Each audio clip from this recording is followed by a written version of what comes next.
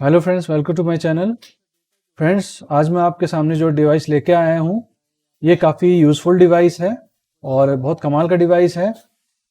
मेरे जो भी व्यूअर्स जिनके पास अपना पीसी है या लैपटॉप है और जो अपने डेटा को सुरक्षित रखना चाहते हैं, डेटा का टाइम टाइम से बैकअप लेते रहते हैं और साथ ही साथ विंडोज़ वगैरह इंस्टॉल करते हैं या विंडोज़ का बैकअप लेते हैं, तो उसके लिए काफ़ी अच्छा डिवाइस है ये। तो ये डिवाइस है क्या, मैं आपको बता देता हूँ इसका यूज़ क्या है। फ्रेंड्स, आप जैसा कि आप सभी जानते हैं कि विंडोज़ और आपका जितना भी डेटा होता है, विंडोज़ की फाइल्स और जितना भी डेटा होता है वो आपका एक हार्ड डिस्क के अंदर सेव होता है। और हाँ, एक या दो से ज़्यादा हार्ड डिस्क के अंदर वो सेव हो सकता है। मान लीजिए आपकी एक हार्ड डिस्क में आपके विंडोज़ की फाइल्स हैं, विंडोज़ इंस्टॉल हो रखी है, और दूसरी हार्ड डिस्क में आपका जो है डेटा है, या फिर एक ही हार्ड डिस्क में 2-3 पार्टीशन हो रखे हैं जिसमें एक में विंडोज़ डली हुई है और बाकियों में आप अपना डेटा सेव रखते हैं। तो फ्रेंड्स, होता क्या है, कई बार क्या होता है कि हमारा जैसे पीसी क्रैश कर जाता है या हमारा यूपीएस एकदम से बैटरी ख़राब होने की वजह से एकदम से डाउन हो जाता है, बंद हो जाता है। तो उस केस में क्या होता है, आपका जो हार्ड डिस्क का डेटा है वो करप्ट हो जाता है, या फिर आपके मदरबोर्ड का कोई भी प्रॉब्लम या कोई भी फॉल्ट या वायरस की वजह से जो है आपका डेटा जो है आपके हार्ड डिस्क में से उड़ सकता है। अगर वो आपका कीमती डेटा है, बहुत पुराना डेटा है, जैसे कि हमारे अपने पर्सनल फाइल्स, इमेजेस होते हैं, वीडियोज़ होते हैं, आप उनको संभाल के रखना चाहते हैं शुरू से लेकर एंड तक, तो वैसे तो आप गूगल ड्राइव पे या किसी चीज़ पे रख सकते हैं। पर गूगल ड्राइव पे जो है 15 जीबी तक का, आई थिंक 15 जीबी तक की लिमिट है। तो उसके बाद आप अपना एक्स्ट्रा डेटा क्या करेंगे, तो उसको अपलोड होने में भी टाइम चाहिए, और उसको अगर मान लीजिए आपको बार बार डाउनलोड करना है, एक्सेस करना है, तो उस केस में भी आप क्या करेंगे। तो सबसे अच्छा तरीका ये रहता है, मैं आपको बता दूं कि सबसे अच्छा तरीका ये रहता है कि आप अपने डेटा का टाइम टू टाइम बैकअप लेते रहें। मान लीजिए आप किसी ऑफिस में हैं, काम करते हैं और आपके पास में काफ़ी डेटा रहता है, तो आप ज़्यादातर लोग क्या करते हैं कि पीसी में पेन ड्राइव लगा के उस पीसी के पेन ड्राइव में डेटा रखते हैं और उसी पेन ड्राइव को आप अलग अलग पीसी में यूज़ करते हैं। तो क्या होता है, अगर दूसरी पीसीज में मान लीजिए अगर डेटा जो है मान लीजिए वायरस है, तो वो आपके पेन ड्राइव में आ जाता है और आपका डेटा करप्ट हो जाता है, जिसकी वजह से आपका जो है पेन ड्राइव में से डेटा लॉस हो जाता है। तो फ्रेंड्स, ये जो डिवाइस है ये क्या है, ये एक्चुअली एक डिवाइस है जिसके अंदर हम अपनी कोई भी दूसरी हार्ड डिस्क लगा के 3.5 इंच वाली या 2.5 इंच वाली हार्ड डिस्क जो हम इसके अंदर लगा के और अपने डेटा का टाइम टू टाइम बैकअप ले सकते हैं। अच्छा, ये तो हम काम जो है, अब कुछ कुछ लोग कहेंगे ये काम तो हम अपने एक हार्ड डिस्क एंक्लोजर के अंदर भी कर सकते हैं, हार्ड डिस्क केस कहते हैं जिसको। तो मैं आपको बताना चाहता हूँ ये काम तो वैसे ही करता है, बट इसमें डिफरेंस क्या है। आप ये जो है डिवाइस ये आपका डेस्क पे रखा रहेगा, आप अपनी हार्ड डिस्क लगाएंगे, इसमें जो है आप बैकअप लेंगे, हार्ड डिस्क निकालेंगे, उसको अपने सेफ जगह पे या लॉकर वगैरह में कहीं भी आप रख सकते हैं। जबकि पीसी केस में हर बार आपको यूएसबी ड्राइव लगानी पड़ेगी। इसके अंदर साथ ही साथ फीचर एक ये है कि जैसे मान लीजिए ज़्यादातर, मैं आपको बता देता हूँ कि आप अपने पीसी की मान लीजिए आपकी परफॉर्मेंस स्लो है, आपका पीसी काफ़ी पुराना है और परफॉर्मेंस उसकी स्लो है, तो आप सबसे बेस्ट जो है, पहले तो क्या होता था कि पहले जो है लोग रैम बढ़ाते थे, पीसी की परफॉर्मेंस बढ़ाने के लिए रैम बढ़ा देते थे, तो जो कि काम कर जाता था थोड़ा बहुत।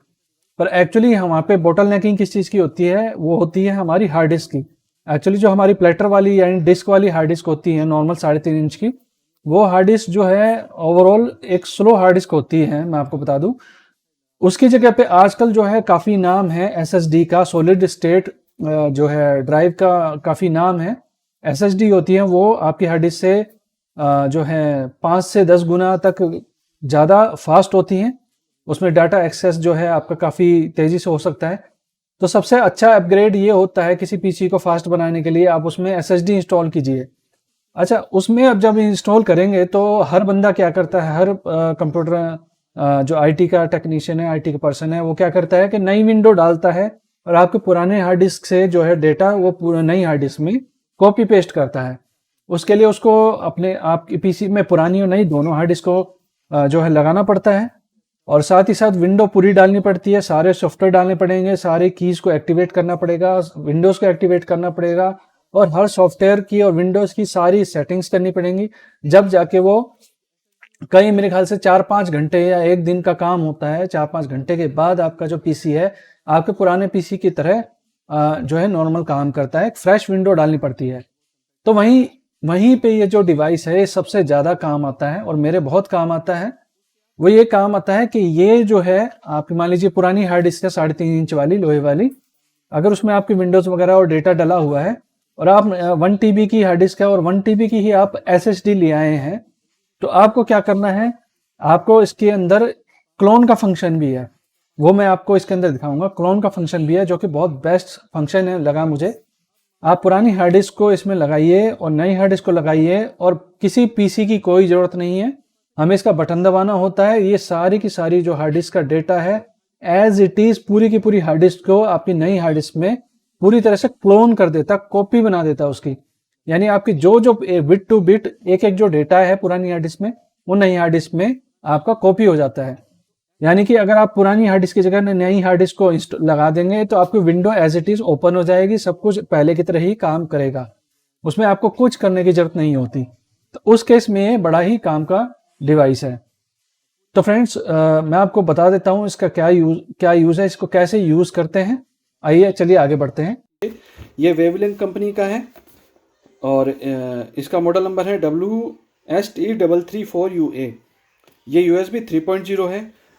जितने भी आपके जो हार्ड डिस्क केस होते हैं या फिर डॉकिंग स्टेशन होते हैं, ज़्यादातर वो 2.0 के होते हैं। यानी वो उनकी स्पीड जो है वो 2.5 Mbps के आसपास, 2 Mbps के आसपास आती है। USB ट्रांसफ़र स्पीड जो इसी से कहते हैं। ये आपका प्रॉपर 5 Mbps की स्पीड देगा।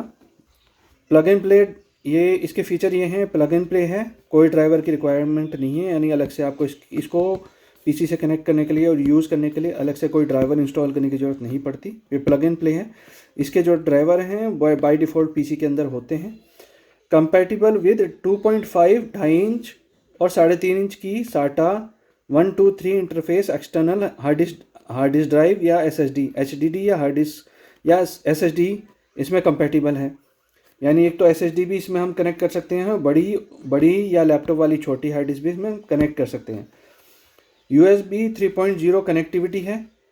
और सबसे बड़ी जो इसका फीचर है, सबसे बढ़िया और बेस्ट फीचर मुझे जो लगा है वो ही है supports offline clone between 2 hard drives without host computer. यानी ये जो होस्ट कंप्यूटर है, यानी इस कंप्यूटर के बिना भी हम एक हार्ड डिस्क को दूसरे हार्ड डिस्क में पूरा का पूरा क्लोन कर सकते हैं। अब क्लोन और कॉपी या क्लोन और ट्रांसफ़र में फ़र्क क्या है कि क्लोन में ना जैसा भी आपकी हार्ड डिस्क पहली हार्ड डिस्क होगी, यानी कि जो भी आपकी पुरानी हार्ड डिस्क में, चाहे वो बैड सेक्टर हो, चाहे आपका डेटा हो, कैसा भी किसी तरह का डेटा हो, विंडोज़ की फाइल हो, सिस्टम फाइल्स हो, हिडन फाइल्स हो, लॉक्ड फाइल्स हो, जैसे मर्जी आपके पार्टीशन बने हुए हो, वो एज इट इज़ पूरी की पूरी तरह से दूसरी हार्ड डिस्क के अंदर एकदम उसकी ट्रू कॉपी बन जाएगी, उसको क्लोनिंग हो जाएगी। तो आइए इसको ओपन करते हैं। ये आपका जो है, ये आपका डिवाइस है। अगर आप इस डिवाइस के अंदर देख पा रहे होंगे तो यहाँ पर इसके अंदर जो है, इसके अंदर ये है, ये छोटी हार्ड डिस्क के लिए खांचा बना हुआ है, स्लॉट है। और ये इसको अगर हम बड़ी हार्ड डिस्क लगाएंगे तो ये नीचे चला जाएगा और इसके अंदर बड़ी हार्ड डिस्क घुस सकती है। तो ये आप पढ़ पा रहे होंगे, सोर्स है, ये टारगेट है। यानी सोर्स यानी पुरानी हार्ड डिस्क और ये टारगेट यानी नई हार्ड डिस्क। यहाँ पे वो हार्ड डिस्क लगेगी जहाँ जिसके अंदर डेटा है, यहाँ पे वो हार्ड डिस्क लगेगी जिसके अंदर हम पुरानी हार्ड डिस्क का डेटा डालना है क्लोनिंग के करते वक्त समय। इसके फ्रंट में जो है ये स्विच है, इसमें जो है लाइट जलती है, पावर की लाइट है, सोर्स की लाइट है, टारगेट लाइट है। जब भी हम हार्ड डिस्क सोर्स में हार्ड डिस्क लगाएंगे तो ये लाइट जो है ग्लो करने लगेगी, ब्लिंक करेगी, डिटेक्ट हो जाएगी तो ब्लिंक करेगी। और टारगेट में लगाएंगे तो टारगेट वाली ब्लिंक करने लगेगी। ये 25%, 50%, 75% और 100% की यहाँ पे 4 लाइट्स हैं। जिस टाइम आप क्लोन कर रहे होते हैं तो हमें कैसे पता चलेगा कि कितना % क्लोन हो चुका है, कितनी % हार्ड डिस्क कॉपी हो चुकी है। तो यहाँ से लाइट जलती है 25%, 75%, जैसे जैसे कॉपी होता चला जाएगा यहाँ पे लाइट हो जाएंगी। और जब 100% पे ब्लिंक करते करते जब वो लाइट स्टेबल हो जाएंगी तो उस टाइम पे हमें पता चल जाएगा कि पूरी की पूरी हार्ड डिस्क कॉपी हो चुकी है। तो वो मैं डेमो आपको अभी दिखाऊंगा। पहले इस डिवाइस के बारे में जान लेते हैं। इस डिवाइस में एक ऑन ऑफ स्विच है, यहाँ पे DC 12 वोल्ट का एक एडेप्टर की पिन लगेगी और यहाँ पर USB 3.0 है। आप देख पा रहे होंगे यहाँ पे USB का जो पोर्ट है वो काफ़ी अलग है। वो मैं बताऊंगा क्यों। बॉक्स के अंदर आपको मिलता है, बॉक्स के अंदर आपको मिलेगा, इस बॉक्स में आपका एक 12 वोल्ट 3 एम्पियर का पावर अडेप्टर है। इसको खोल लेते हैं और इस बॉक्स में आपकी ये USB A है, ये USB B है। अगर आप देख पा रहे होंगे ये USB B है। इसके साथ आपको मिलता है ये USB-C का एडाप्टर। इस एडाप्टर की मदद से आप इसको एंड्रॉयड में कनेक्ट कर सकते हैं या एप्पल के डिवाइस में कनेक्ट कर सकते हैं। तो फ्रेंड्स, मैंने जैसे कि आपको बताया, जो अगर कोई भी जो डिवाइस है अगर वो 2.0 है, उसकी पहचान ये है कि उसका ब्लैक कलर का कनेक्टर होगा और यहाँ पे ये ब्लू रंग के हैं, यानी ब्लू रंग का मतलब है ये USB 3.0 कंपैटिबल है। कई बार जो है बेवकूफ़ बनाने के लिए भी इसमें जो है कलर कर दिया जाता है। तो एक्चुअली प्योर USB 3.0 का हम कैसे पता लगाएंगे, मैं आपको दिखाता हूँ। अगर आप यहाँ पे देख पा रहे होंगे कि जो USB पोर्ट है, इसका USB पोर्ट है, उसमें आपको दिखाता हूँ 2 पिन तो नीचे हैं, यहाँ पे नीचे वाले में 2 पिन जो है यहाँ ऊपर की तरफ है। और आप देख पा रहे होंगे, अगर मैं इसको थोड़ा सा टेढ़ा करूँ तो 5 पिन आपको यहाँ दिखाई दे रही होंगी, 1 2 3 4 5। काफ़ी सारी वायर्स से हमारा डाटा ट्रांसफ़र एक ही टाइम पे एक साथ हो जाता है, इसलिए इसकी स्पीड काफ़ी तेज़ होती है। तो ये USB 3.0 की पहचान ये है कि उसमें इन 4 पिन के अलावा नॉर्मल USB पोर्ट में 4 पिन होती हैं और जो USB 3.0 होगी उसके अंदर एक्स्ट्रा पिन होंगी। अब ये तो USB 3.0 है और आपको मान लीजिए जो आपका जो इसके साथ जो केबल आई है वो भी USB 3.0 है। मैं दिखा देता हूँ, अगर इसको ध्यान से देखेंगे तो 4 पिन इसके अंदर हैं, ऊपर 2 नीचे 2 और यहाँ पे आप देख पा रहे होंगे यहाँ पे 5 पिन यहाँ पे भी नज़र आ रही हैं आपको। तो ये केबल भी USB 3.0 की है। अगर ये USB 2.0 की होगी, कम स्पीड होगी, स्लो स्पीड होगी, तो इसमें आपको 4 पिन ही दिखाई देंगी। तो मैं इसको ज़रा जूम कर देता हूँ, आप यहाँ देख पा रहे होंगे 4 पिन दिखाई दे रही होंगी इसके अंदर भी आपको। और अगर इसको मैं थोड़ा सा अंदर और आप अंदर देखेंगे तो 5 पिन आपको और नज़र आ रही होंगी, 1 2 3 4 5 अंदर भी। अब यहाँ से जो है आपकी जो यहाँ से हमने इसको कनेक्ट कर दिया, यहाँ से केबल में तो USB हाई स्पीड की जो डाटा ट्रांसफ़र हो जाएगा।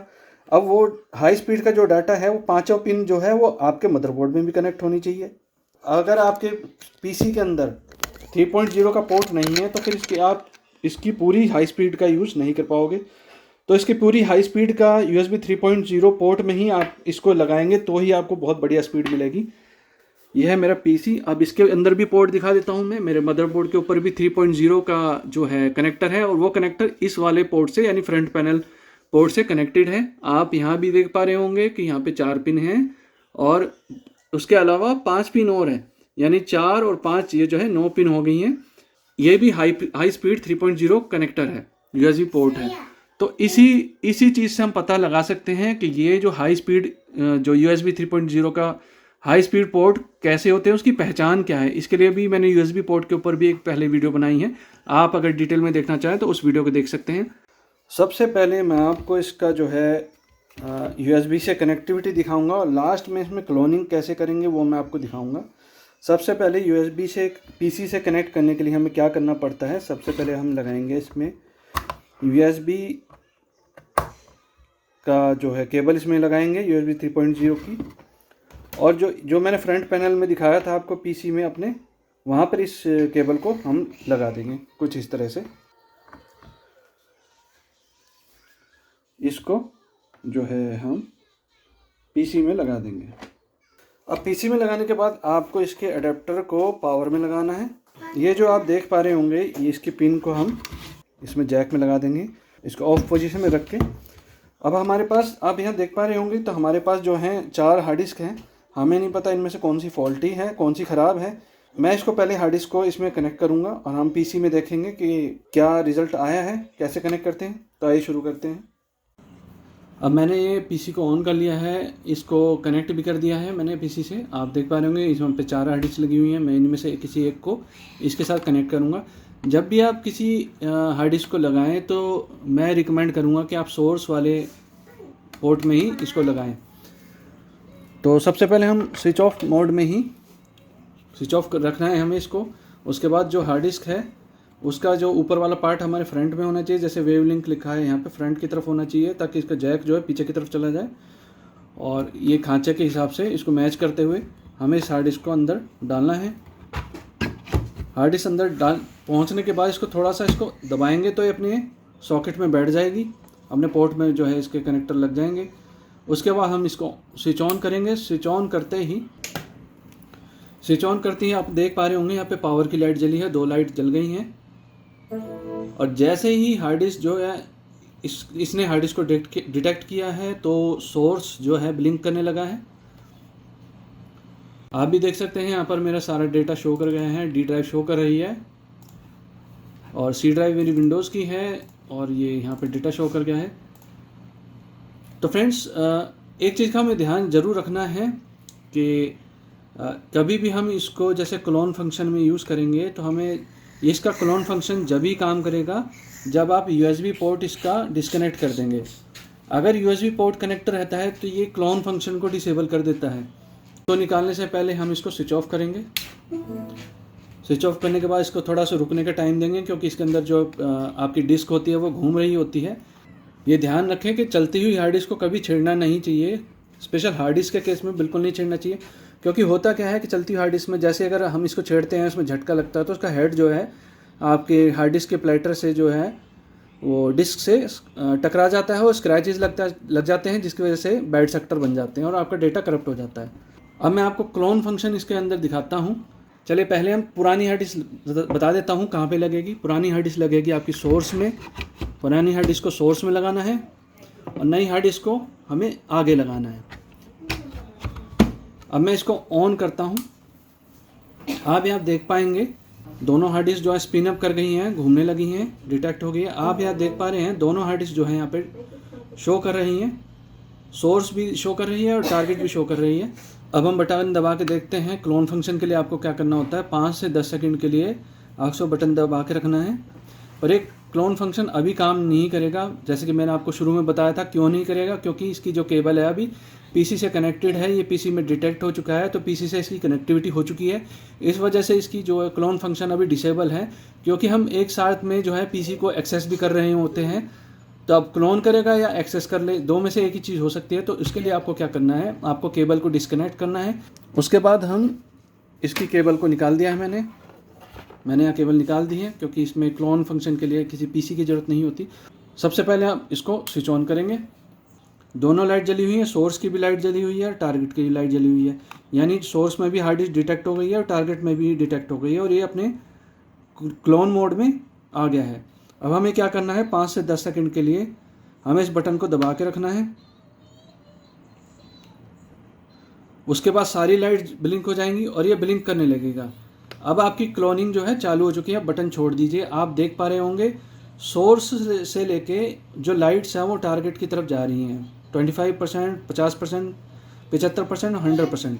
तो आप देख पा रहे हैं लाइट्स जो है, ये डाटा ट्रांसफ़र आपका जो है शुरू हो चुका है 1 TB की हार्ड डिस्क से। अच्छा, एक चीज़ मैं और बताना चाहता हूँ कि अगर आप क्लोनिंग कर रहे हैं, यानी कॉपी पेस्ट कर रहे हैं, यानी कॉपी कर रहे हैं डेटा को, क्लोनिंग कर रहे हैं, तो आपकी जो सोर्स की हार्ड डिस्क है, नई हार्ड डिस्क जो है, जो नई हार्ड डिस्क है उसका साइज़ पुरानी हार्ड डिस्क के बराबर या उससे ज़्यादा होना चाहिए। क्योंकि मान लीजिए आपकी पुरानी हार्ड डिस्क है 1 TB की और आप लगा रहे हैं यहाँ पे 500 GB की, तो 1 TB 500 GB में तो घुसेगा नहीं, एक TB का डेटा 500 GB वाले में तो घुसेगा नहीं। तो इसलिए आपका जो साइज़ है, ये दोनों साइज़ बराबर होने चाहिए, या फिर जो नई वाली हार्ड डिस्क को वो ज़्यादा साइज़ की होनी चाहिए। इसको क्लोन होते हुए छोड़ देते हैं, देखते हैं कितनी देर में क्लोन हो जाता है ये।